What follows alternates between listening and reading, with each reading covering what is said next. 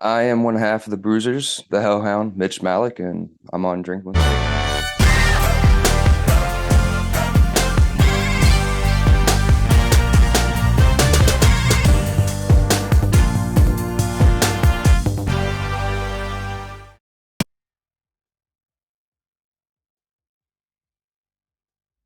All right, everybody. Want to thank Reaper Apparel for having Drinkin' at Moe's be a brand ambassador. They encourage everybody to break out of that comfort zone, live their best self, which, hey, that's what got me starting the podcast. But they got great clothing, great apparel, t-shirts, hoodies, beanies, hats, all that good stuff.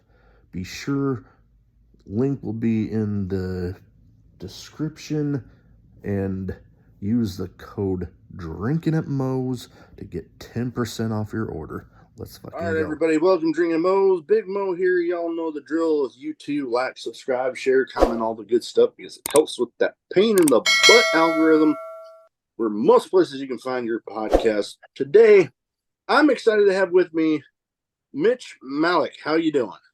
I'm doing pretty good, man. How about you? Oh, I can't complain too much. I gotta go watch All In with a friend of mine yesterday at his place, and the visual of that damn show alone was something else. But yeah, I'm on my road to 200 episodes. Yeah, man, I saw that. That's pretty awesome. There are not too many podcasts can make it to that many. Oh yeah, I honestly didn't really know if I was going to get to that point, but with the schedule I've been keeping, even with the personal time I'm taking next month, Mhm.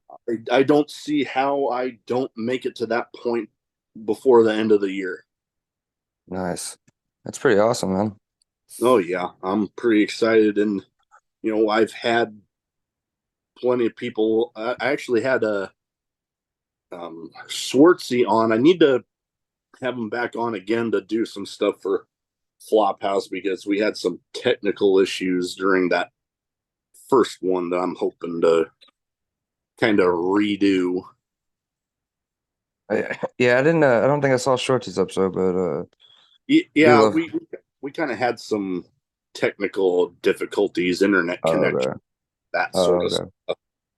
Oh, so I didn't get posted. Is what you're saying?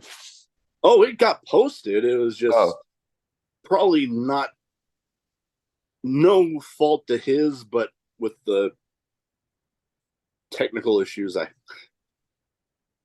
me being my own worst critic, I was kind of just like, I'm not even gonna look at that one mhm. because I'm just like, I haven't watched any of my episodes because I pick myself apart. That's understandable.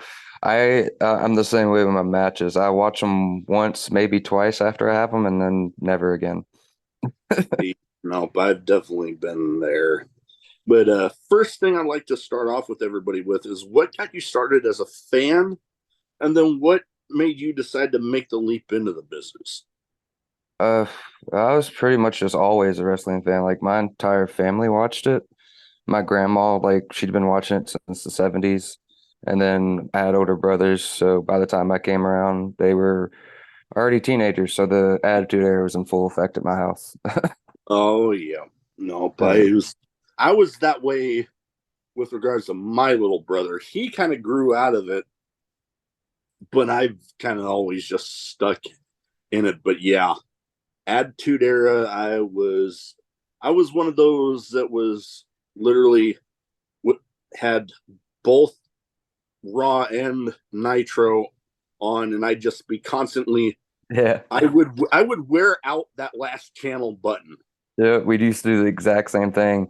I remember a time like my mom didn't want me to see like ECW because I was too young to see like all the blood and stuff. But like Uh, we'd be in my brother's room and we'd have it set up like that. Like it'd be ECW be on one channel and like, oh shit, mom's coming. Hit that last button. No, no, we're just watching cartoons. It's nothing.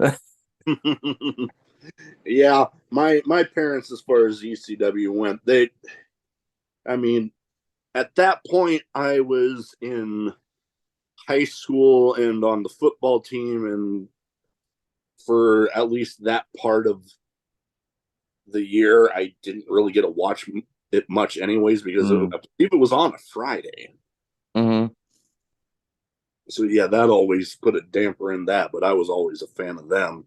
But what Yeah. made what like when you finally decided to make the leap into being an active wrestler? What was that point that you just like, okay, I'm doing this? Oh, well, so that was a long road for me, honestly.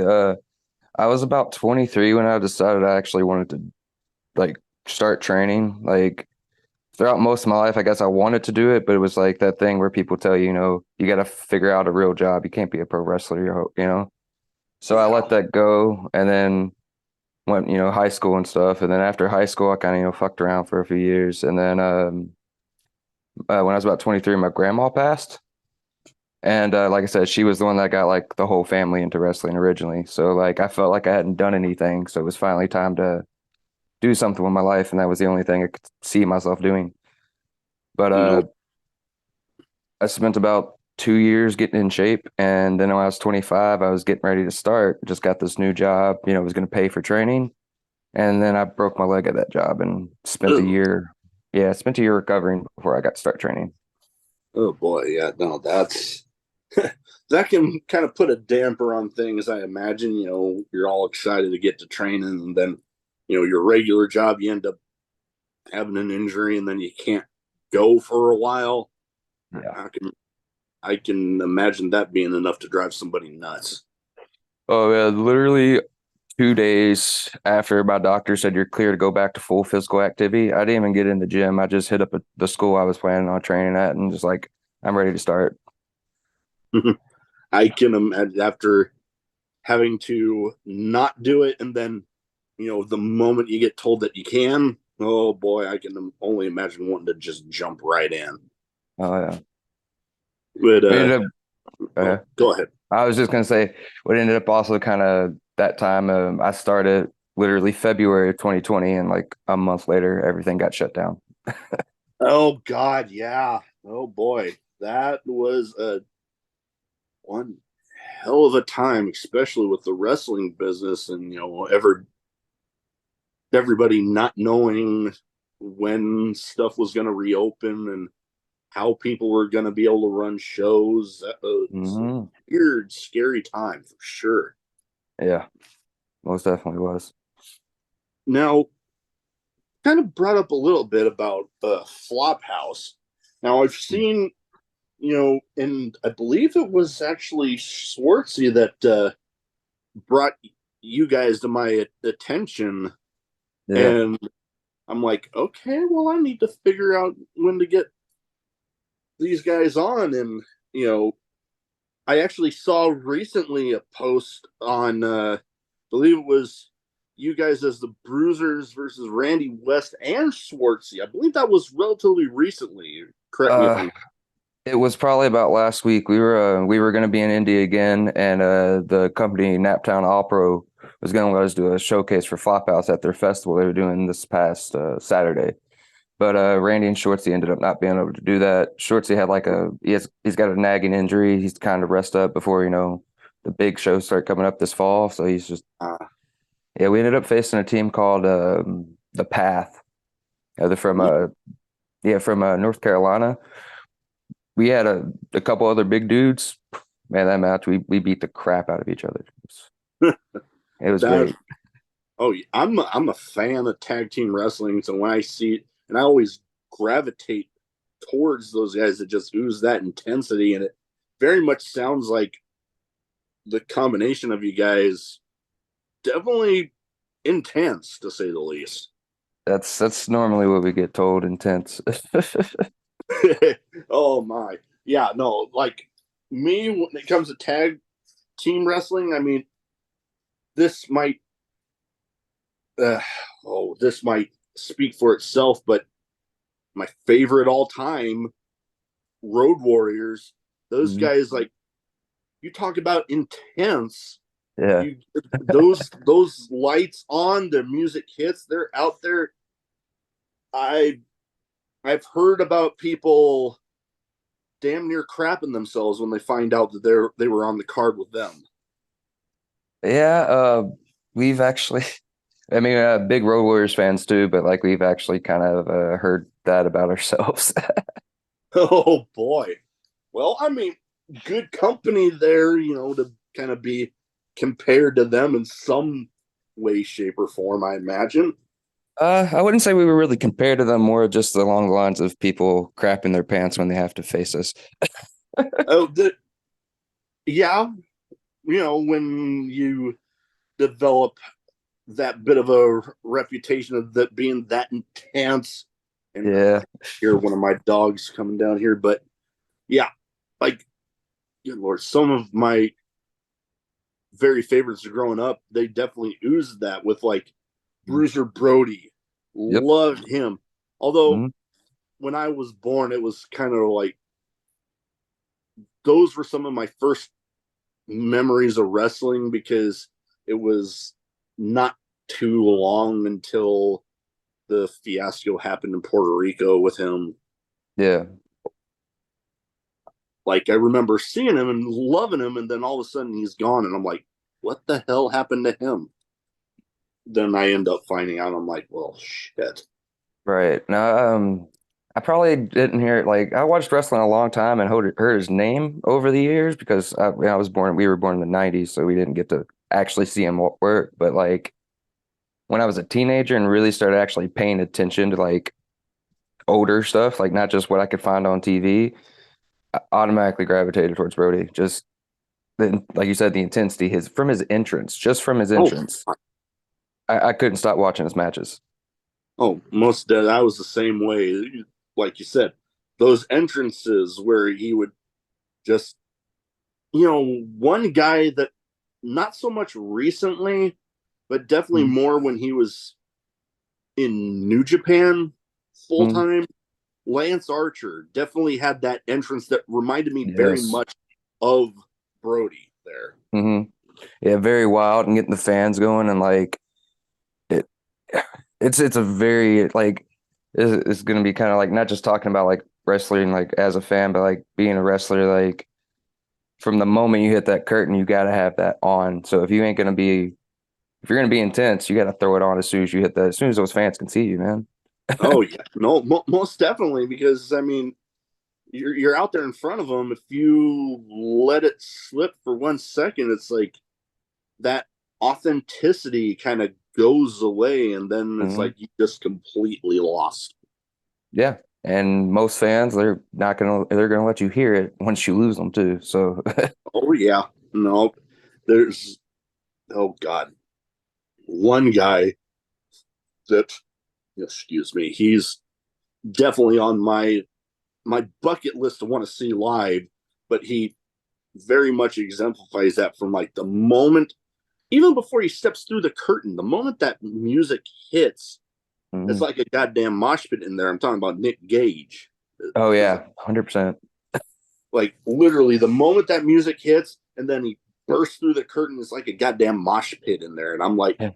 every time I see him, I'm like, God damn, I want to be there. I want to. Yeah. I don't care where I am Mhm. in the venue. I just want to Yeah. be in the middle of it. That's actually one of my goals too. We've never gotten to see him perform live or meet him, and we definitely want to see him just once before he retires. Oh yeah, and yeah, he's starting to wind down a little bit. So Yeah, I'm hoping they. I Hmm? think all he does now is GCW, isn't it? I'm one to say so. He might take some other ones sparingly, but yeah, mainly GCW. And I've never got to see him live. I've definitely watched on like Fight and stuff, Yeah. but I've talked to a handful of people that have got to mix it up with him in one way or another. Like one of my first big name people was actually Alex Cologne, and I Oh, actually shit. got signed ring worn kick pads of his right That's here that sick.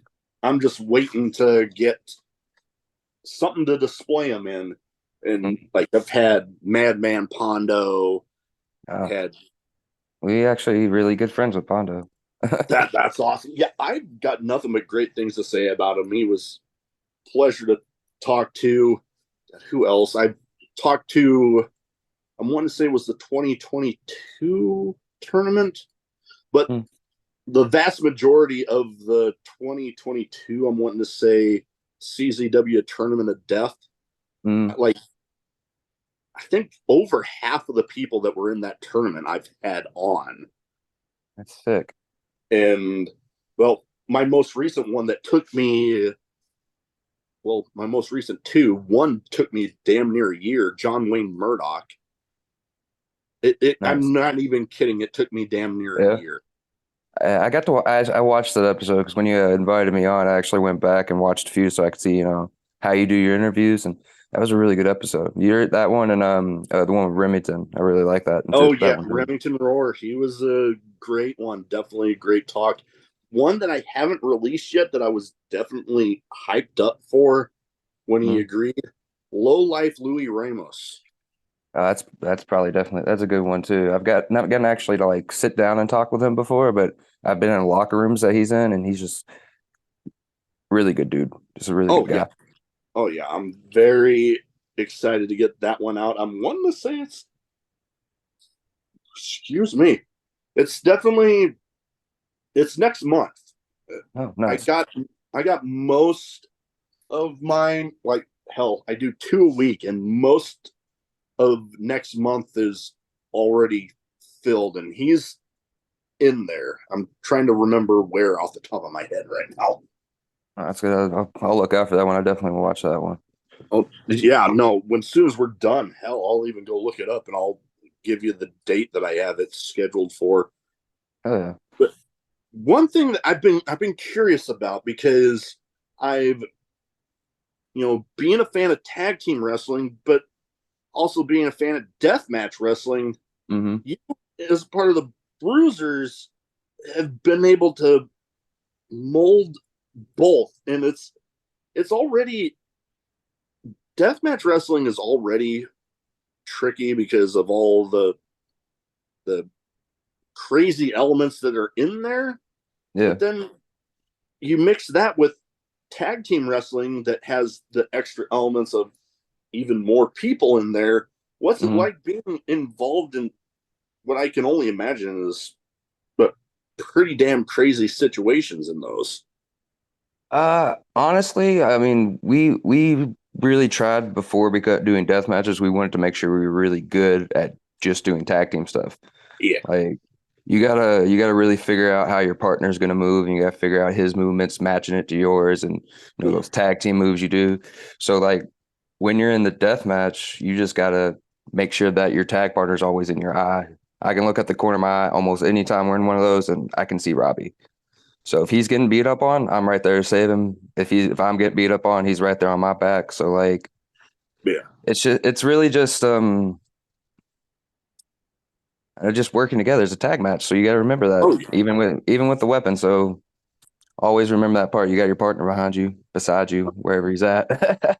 Oh no, I can get that because I mean a bunch of those people that we talked about, Mm, the common thing that they've all told me about deathmatch wrestling is when it's done right, it's basically just the same as regular professional mm, wrestling, just surrounded by the deathmatch elements. yeah, Like you see places that it's like, oh, I got a bundle of tubes, you got a bundle of tubes, we're just gonna whack the shit out of each other.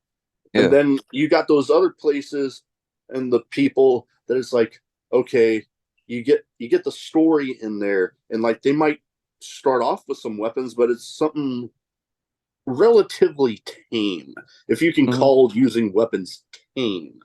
No, But some then, matches, yeah, yeah, but then as the match goes on, you start ramping it up a little bit and ramping it up more, and then hmm, you start getting to the really big stuff.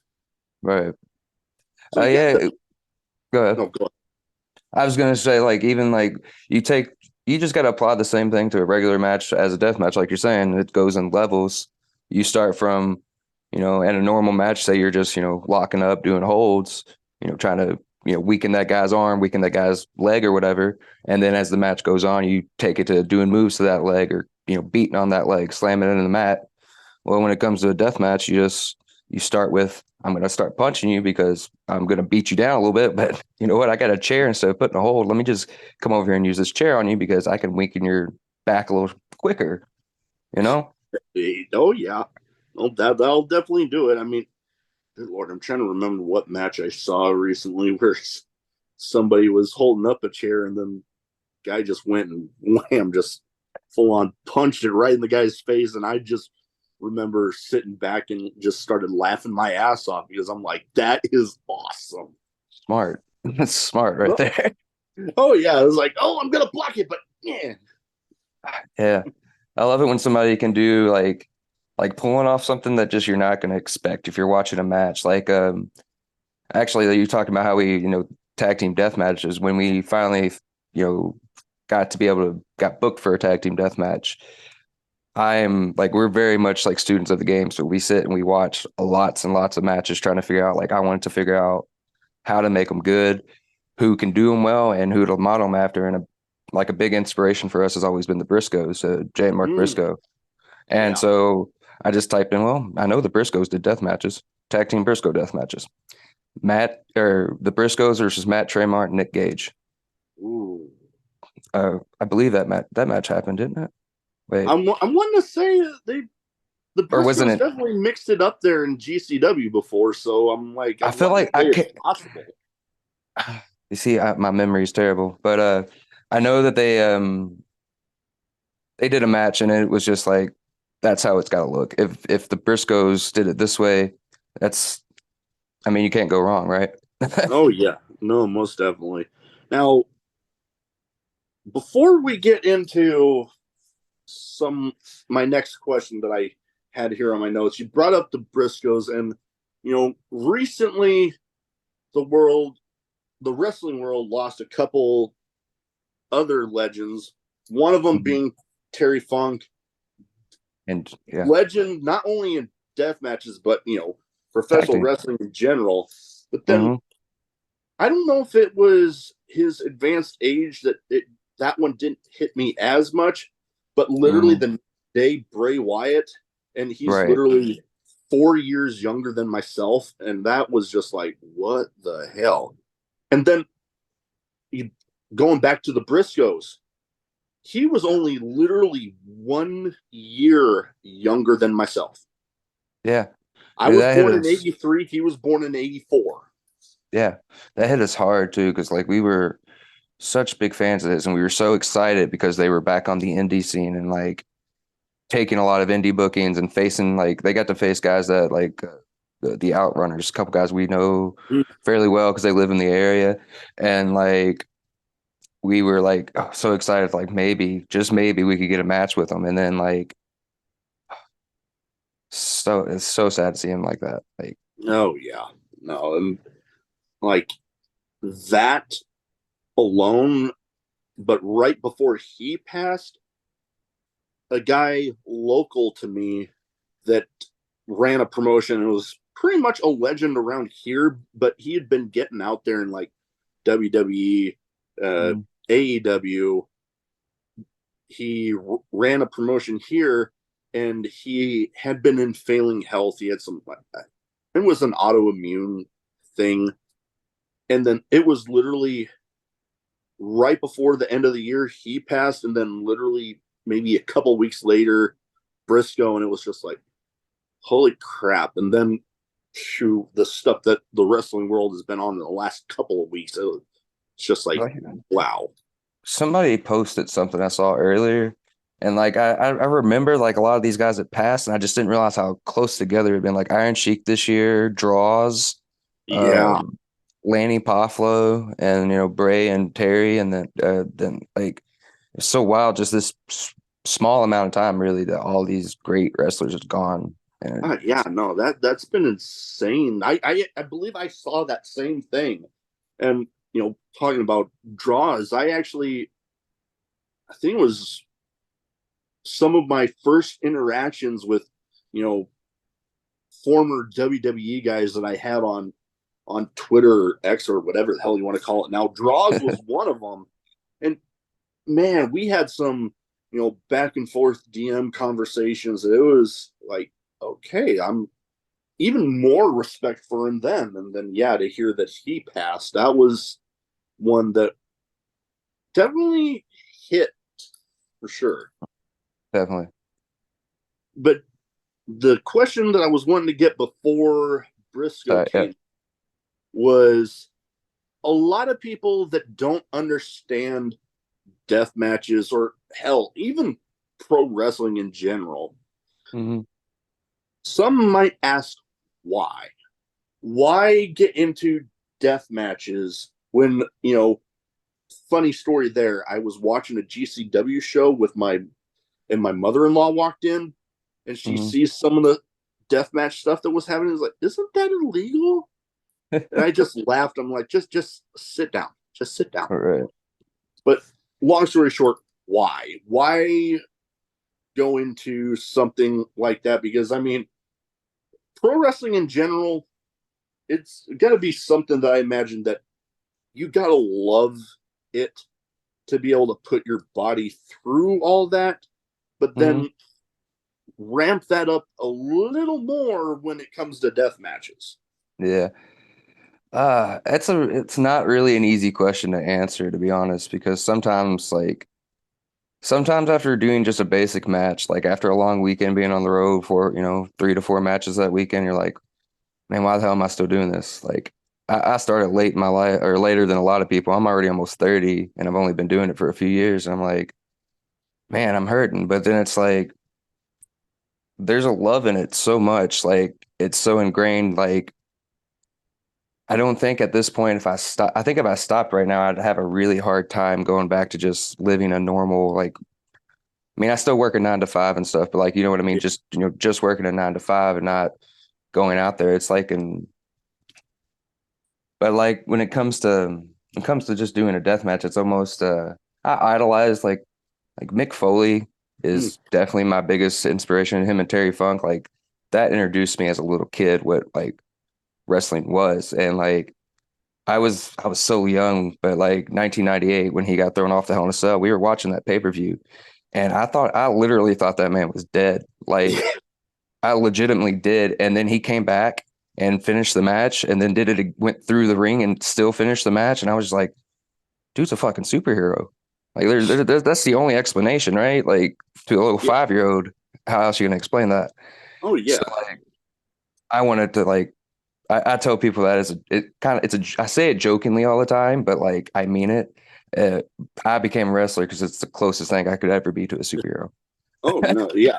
And thinking back to some of my memories of that, like I got to meet him one time, and then I remember I remember hearing the story that he would tell about that match, and I remember him saying something about he felt like at one point he had a big ass booger in his nose, and it ended up just being one of his teeth. Yeah, I remember just that. like went up through, and it was just lodged in his nose. Mm-hmm. Right. Oh, God, I remember. And then I had to go and watch it back, and I'm like, for some reason I don't remember that. And then I go back and I look, and I'm like, oh my God. That picture of him when they got a close up on his face, smiling with the tooth hanging out of his nose, that has been ingrained in my head ever since I was a little kid because of just watching it and like literally losing my mind. Like I don't even think at the time, like since I was so young, Mankind wasn't a character that I was super into because he was kind of scary, Yeah. At least especially at the time, because he was him and Undertaker and all that. But like from then on, I had to like I could not watch it. And that's when, like I said, I wasn't supposed to watch ECW, but that's when I was like, I got my brothers like, come on, let me watch it with you guys. I want to watch it with you guys. And like, man, like I kind of went around your question and now like I want to get back to it. Like why do it? So like I said, he's one of my idols, Terry Funk. And like, I looked up to those guys. And at first when I started training, like I didn't think I was going to go full on deathmatch at that time. I thought it was just going to be, I'd do hardcore stuff, being a bruiser anyway, it kind of leans towards it. And then it just kind of a natural progression of us. We were just like, I think we can do this. Why not give it a try? And well, not exactly that. We gave it a try by doing basic, hardcore match, not a full on death match, no barbed wire, no glass, but some doors, chairs. We could do it and we enjoyed it to a point. I hate I hate saying enjoyed it. And people are gonna think of it a weird way because like it is painful and it's a fight, but there's something so satisfying about getting in there and just putting as so much of yourself out there for people. And like you don't always get back, of course. Sometimes the fans aren't feeling it and you felt like you put so much, but it's just like I felt like I feel like deathmatch wrestling for me and for my tag partner, it's just like how we can fully give our entire selves to wrestling like we want to do it. Like we don't want to put ourselves halfway in it. Oh yeah. And for us, for being bruisers, for being, idolizing Mick Foley, Terry Funk, Robbie, he loves Necro Butcher to a T. I swear, every time, I don't think there goes a day where he doesn't mention a Necro Butcher match to me or send one to me. Or, hey man, do you remember when Necro did this? I was telling you about it 2 weeks ago. And I'm like, no, tell me again. So it was like for us to actually get to do our full selves in wrestling, there was nothing else we could do. Oh Like, yeah. like you get it. No. Like yeah. Oh, That go ahead. no, I'm just saying that's the best way I can say why two death matches. Oh yeah. No, but I can imagine. You bring up a good point. Some nights you might not have the crowd feeling it as much as others. I mean, some crowds like really like a lot of wrestling. It's subjective and it depends on the night. Some people might be feeling it one night, might not be feeling it so much another night. But when you get that reaction out of people, I've never been active in ring on that side Mm, of things, but I can only imagine from the conversations I've had, not just podcasts, but even before, when you mhm. get those reactions, it's just something else entirely. It is. And I will say there's all those chants that you hear during matches, this is awesome, holy shit, fuck whatever. The best chant like ever. We got it for the first time back in April at the first time we wrestled for AWR in Indianapolis. We did a triple threat tag match with at the time the champions, the Young Dragons, Dale Patricks and Josh Crane, the original Sins, and then us. It was our debut. We'd never been there before.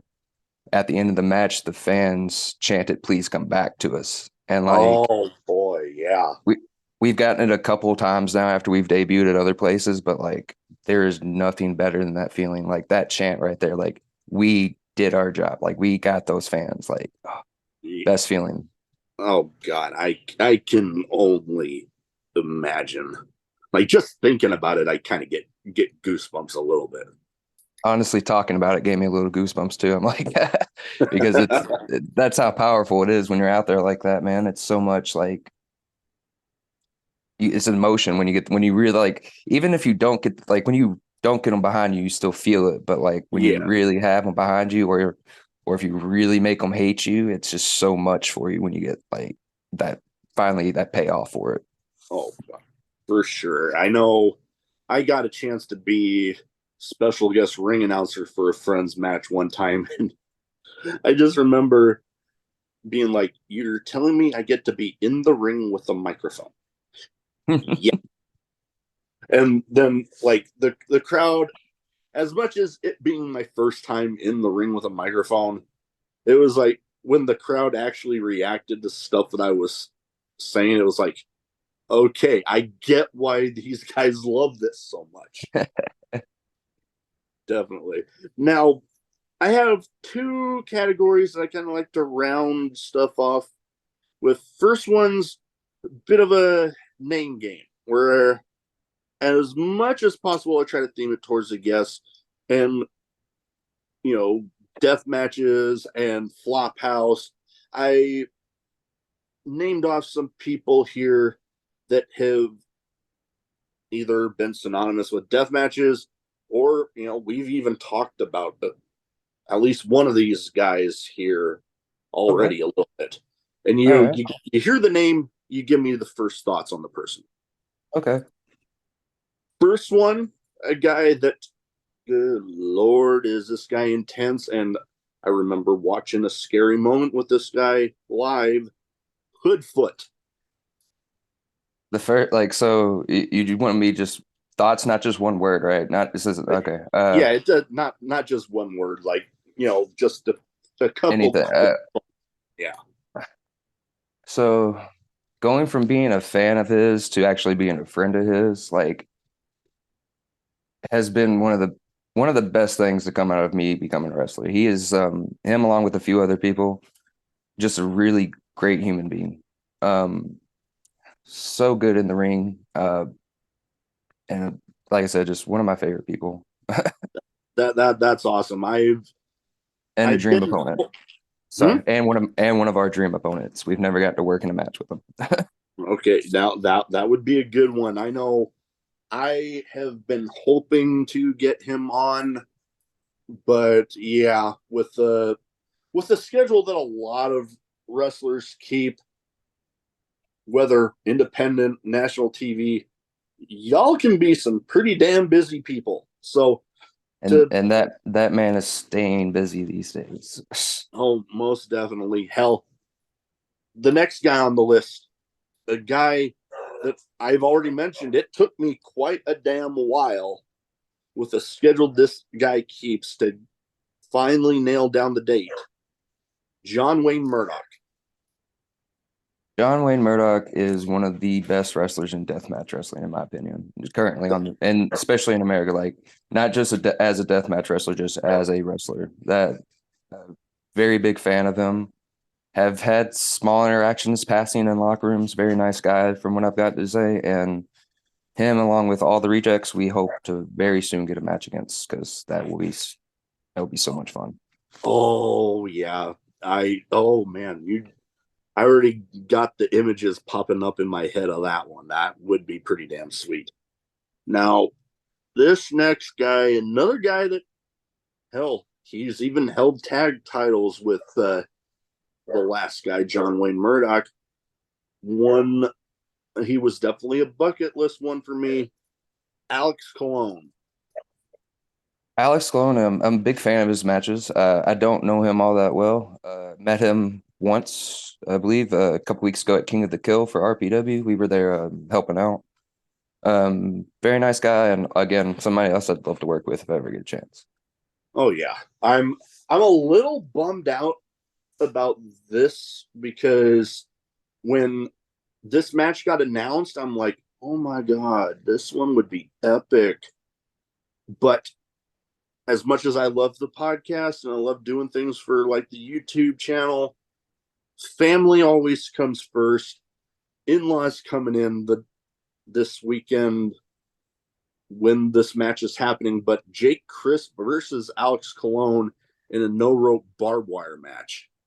Where's that at? Sammy Callahan's promotion, Wrestling Revolver in Des Moines. Oh, that is. I'm gonna have to like. I'm gonna have to find a way to see that match, because that's gonna be a good one. It'll be on Fight, Fight. Okay, then I will. Then I'll definitely watch it then. but yeah, I'm like, I've already I've had Jake on the podcast.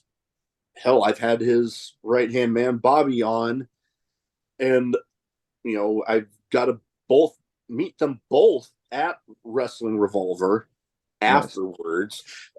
Nothing but great things to say about them. So when I heard Same. he was coming to it, Alex Mhm. Colon, I'm like, oh my god, I can actually finally in person meet him.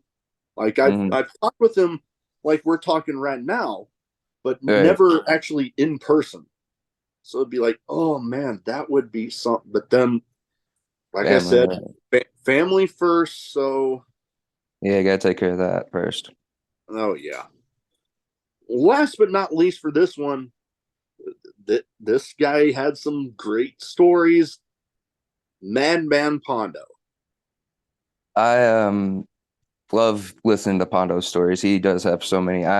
We have gotten chances to ride with Pondo quite a few times. Actually, King of the Kill, what I just talked about was we drove him and Shadow WX up to the show. He lives in the area. Like we trained at a grindhouse in Jeffersonville, and that's the arena, which Pondo's apartment is not far from. So we've known Pondo pretty much since we started. Love Pondo. He is sweetest man. He does so much for people when he really doesn't have to. There's some other people that we've actually talked about that's also like that, like Hoodfoot and like Shortsy and Randy West. They all do so much for people when they don't have to. But like Pondo is that guy. Like if you I said you say you talk to him, but if you ever mention to him he's a legend, he will be like, "Hey, no, I'm not. I'm just Pondo." I did that in his episode. I talked Hmm. about him being a deathmatch legend, and he did just that. But I'm Hmm. like, here, humble, I respect that. But I told him, when you have people talk about deathmatch Mount Rushmores, more often than not, you are on people's deathmatch Mount Rushmore. Hmm. So very much so deserved, but I respect being humble about it. Yeah. Yeah, like I said, we drove him and Shadow up to RPW a couple weeks back, and like we were sitting at dinner and afterwards and talking about like what him and Shadow been doing since Shadow was in town, and like he was like, "Oh yeah, we ended up going to the AEW." I was like, "Oh cool." I assumed one person had given him the tickets because she lives in the area, Billy Starks, and he was like, "Yeah, Billy was going to, but somebody else got in touch with me, and then someone else got in touch with me." I was like, "So you didn't even have to worry about it." He's like, "Yeah, I just wanted to take Shadow to a good American, like big American show while he was here," and it was Oh just like, "Yeah, you're not a legend, Pondo. Tell me that all you want, but I can think it all day long." yeah. Yeah, pretty much right along the lines of what I was telling him. I'm like, I respect it, but yeah, you cannot convince me otherwise that you're not. Right. Definitely. Impossible to. No. Oh yeah. Now, the next category I have is some random questions. I never really know what questions I'm putting in here until I'm literally putting my notes together. So I give you the question, you give me the first answer that pops into your head. Okay. First one of the only ones that I like to keep in here as much as possible because I love hearing the stories. Craziest in match moment for you. Craziest in match moment. We've had some pretty random things happen in shows because we like before we started coming out and doing these like the big death match shows, or not the ones we've gotten on so far, we were traveling around as much as we could, doing some really small country towns. Mm. And there's one town that we have a lot of crazy stories from, and actually a lot of people from this area do because a lot of us end up working there. And trying to think of a good one I can tell you, or a good crazy one. Uh, I'm gonna go with the most family friendly one I can tell you. Okay. Um, the first time Robbie wrestled barefooted, we were Ooh. we were there. We were in this. It's in a gym, and we were sitting there wrestling, and we were in a six-man tag. I look up, watching the match. I'm on the apron. Look over. Some fan yells some crap. Oh, some fan. It was during Pride Month, so this fan yelled that I was queer because I was wearing my Pride belt. And so I looked over and I yelled some shit back at that fan. And I turn around. Robbie's completely barefooted and he's throwing his socks at a fan. And I'm like, dude, what happened in those 3 seconds I turned around? Apparently, one of his boots blew out and it fell off. So he just took the other one off, threw his socks at the fans, and kept going. That's pretty epic. Oh man, like I remember one of the craziest ones that I've witnessed was actually the first time I got to meet Jake Christ in person. Hmm. That it was him versus Joel Bateman in a death match. And it was right after a Monsters Ball match. So there was all sorts of shit. They were trying to clear it out. Jake Hmm. runs like, fuck it, leave it, let's go. And Yeah. then it ended. This is the really crazy part. 4 folding chairs, 2 panes of glass, and then his right hand man Bobby rolls in, and I see him pull out. I couldn't tell at first, but in lighter fluid. They Hmm. lit the glass on fire, and then like a suplex off the top, and I'm like, Such a good match. I am literally on my feet, jaw on the floor, like, oh my god. Such a good match too. Oh man. I've seen the match. I watched it online a couple of times. I had heard the story. Somebody had told me that story about Jake just running in and be like, fuck this, keep it all in the ring. We're gonna do our match. So as soon as someone told me that story, I went and found it. It's such a good Oh, match. oh yeah. I was like third row for that one. It was That's like, oh sick. my god. Oh man. Then oh boy. One other one that I always love to tell was the guy that actually I made my best man at my wedding was in Mhm. this promotion's version of like the Money in the Bank match. They had a ladder bridge between like the guardrail and the ring apron. And I see him with this guy on his back like Sheamus's white noise. Mhm. And I see him look down. And I'm on the other side of the ring and I'm like, no. Literally, he jumps ladder, folds, and I'm like, yeah, Ugh, I hate that. I like hate they taking both disappeared. mm, ladders hurt. That's all I'll say about that. The ladders hurt. Oh yeah, I can only imagine. Now this is one when I can I like to have in here, especially with guys that have experience in deathmatch wrestling. What is a weapon you would like to avoid being used in a match if you had the choice? Because I understand sometimes you don't have the choice. On me, Yeah. like skewers. Okay. Skewers and toothpicks. I'm not a fan of little pieces of wood getting stuck in my Mm. skin. That I Yeah. get. I'm very like even with glass and everything else. I'm very paranoid about infection. So like wood Yeah. is very hard to get out. Yeah. So those It, are one things I'm not really on. oh, I can imagine you're not the first one that has actually answered with that. Like Alex Colon without missing a beat. I'm wanting to say John Wayne Murdoch too, Yeah, I think but I think I know Rims. I think he said like a pool noodle with mm, toothpicks in it or something. Yeah, I wouldn't do that one either. yeah, I remember I believe it was Remington actually was the one that told me this story involving Alex Colon, where they were like looking around at weapons to use, and then something that was filled with toothpicks was somewhere. Yeah, Alex just picked it up, chucked it into the woods. I'm like, fuck it, no. yeah, yeah. Fuck those. Yeah, toothpicks are a no for me. Oh, God. Because yeah, you might get lucky and you get the whole damn thing out, but you break off the wrong piece and then it's like embedded in there and stuff. Yep. No. Hmm. Now, what is a favorite way to unwind after a match? Like some people like to go grab some food, go grab some drinks, whatever it might be. What is a favorite way for you? So well, there's a few different ways. Normally first thing after a match is, especially after a death match, I want a soda. Mm. I drink nothing but water, especially when I'm having doing death matches. And like after the only time I'll drink soda is the ride home back from shows and right after a show. That and I normally smoke a joint or a blunt right after the show. Okay, nothing wrong with that. I know here in Nebraska, it's not legal at the moment, but hey, when people are in spots where it is, which is a lot more of the country now than what isn't, hey, whatever. I'm Yes. one.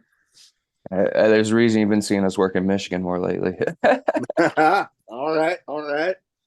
Now, this is one other question that I like to keep in here as much as possible because I would feel weird with the name of a show like Drinking at Moe's if I didn't have this in here. But Mm. favorite drink, whether it be alcoholic or non, because I've always told people just because it says Drinking at Moe's doesn't mean that the drink has to be alcoholic. I'm gonna give you both. I'll give you my favorite Oh, alcoholic drink okay. and my favorite soda because I don't drink a whole lot of alcohol much these days. But whenever I was going to bars a lot, I'd always get a bourbon sour. I'm from Kentucky. Yeah, I Mm, can't just go with whiskey. It has to be bourbon and normally Maker's Mark. okay. I have a funny story about a bottle of Maker's Mark. So every time I say it, it automatically makes me think of it. Ah. Is It's it not. one that you can tell or one Yeah, that's like, I could tell it. The University of Kentucky, they won a championship in '96, and my stepdad was a huge Kentucky fan. Like everything, all his collectibles was UK. So he had these two bottles of Maker's Mark that were sealed from 1996, the championship bottles, and like 2016, 2018-ish, around there. New Year's Eve, he breaks one out because the seal had broken. And that night, me and him drank that entire bottle together. I, you get good s- little memory there. I slept in the bathroom and he slept in the kitchen floor that day. All right. All right. Now you And mentioned then you had a favorite soda. Big Red. I love Big Red. Okay. I can't argue with that one. I Mhm. do enjoy those. I'm My like, whenever I oh, was gonna go say, ahead. whenever we're on the road, like we stop at a truck stop or a gas station, I look around, see at the sodas, like we got Big Red, and I look at everybody like, damn, we're too far north to get Big Red. Oh, hey, I'm the same way. I'll always take a look, Mm. but yeah, there's some places around here. I'm in Omaha, Nebraska. We got it up here, but I'm more of a Dr. Pepper guy. But I do like Big Red. That's like a second for me. My Yeah, wife always tells me that I have a bit of a Dr. Pepper problem. I tell her the only time I have a problem is if I don't have any. yeah. Honestly, there's a lot of people like that. Neil Diamond Cutter drinks a lot of Dr. Pepper. I've never seen him without a bottle of Dr. Pepper in his hand. Okay. You know what? I don't often during episodes announce other people because I've had too many people have to cancel, some flake on me, but I did actually just confirm a recording with him. That's awesome. He's still on his world tour right now. He's not back in the US yet, is he? Or no, he just got back, I'm I wanting to think, say so, but yeah, it's not until like later. say it's not until October, late September or somewhere in October. I'd have to go look at my calendar again. I'm taking some personal time Yeah. next month, but I was just pointing that out because I knew he had just done his world tour, which was really awesome for him to get to travel around and do so much. most definitely is something I'll definitely be when I put together my notes. I'll definitely be adding that in there. But last but not least, best advice for anybody wanting to get into wrestling. I'm gonna pass the same advice on that I got early from quite a few people. Travel as soon as you're trained and cleared to start traveling, jump in every freaking car you can. That is the only way that you're gonna get any real opportunities. It's the only way we have. Like, we literally one night were on the way home from a show in Indianapolis from a Flophouse show, and our friend's car broke down. Shorty, Randy, and them, their car broke down, and they were supposed to be going to New Jersey for H2O, and we got a call, and they were like, "Can you guys do this?" And we just turned around and did it because, like, what other opportunity were we gonna have or chance in a lifetime we're gonna have to possibly wrestle in front of Matt Tremont? So we were like, just take every single opportunity, jump in every car ride. I mean, some opportunities might not be a good idea sometimes, vet Yeah. them if you can, but like in a situation like that, just jump in the car, travel as much as possible. It's the only Oh, way you're gonna ever get good at this. oh, for sure. And like in your situation, a chance to go and be in front of Matt Tremont's promotion there, kind of We hard did to a pass that up, I imagine. No, it was hard too. Like we couldn't. And like the best part about that wasn't even that we got to wrestle in front of them, was that they they were like not they remembered us the next time they met us because we were willing to do that. And that's really saying something for someone like Matt who meets so many people every day. Oh yeah, And is no, and he's is definitely a busy guy himself. right. But yeah, no, I've been lucky enough to get to talk with a handful of people from his promotion. I just recently scheduled a handful more, so I'm Yeah. definitely You excited. had Hopefully, hmm? just is it just Moss? Someone Moss, right? Yes, Yeah. yes. I saw that because I remember seeing that post just a few days ago that you had her on. Oh yeah, that was a fun one. But Yeah, we yeah, got to. She's oh really cool. We got to meet her that weekend when we went up. She was a really cool person too. oh yeah. No, I was definitely pleased to be able to have her on.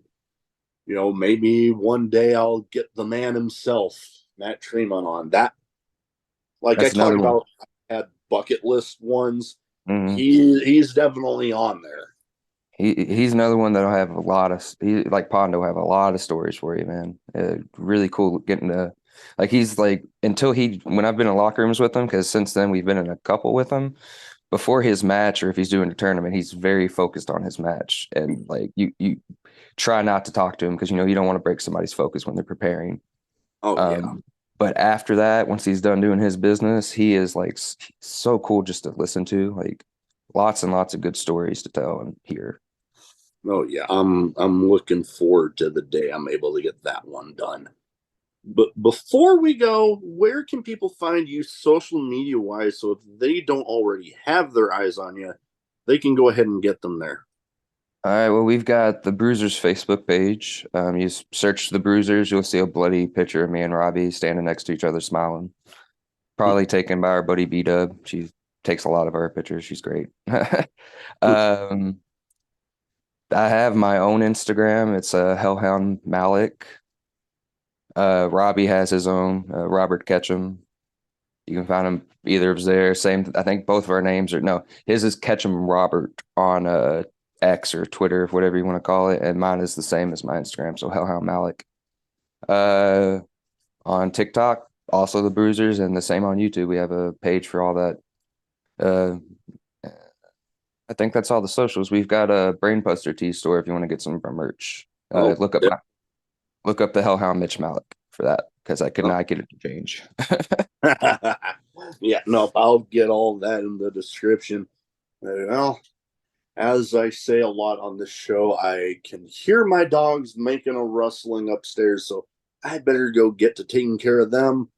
Thank you so much for taking the time to talk to me tonight, and best of luck out there. I look forward to having you back on anytime.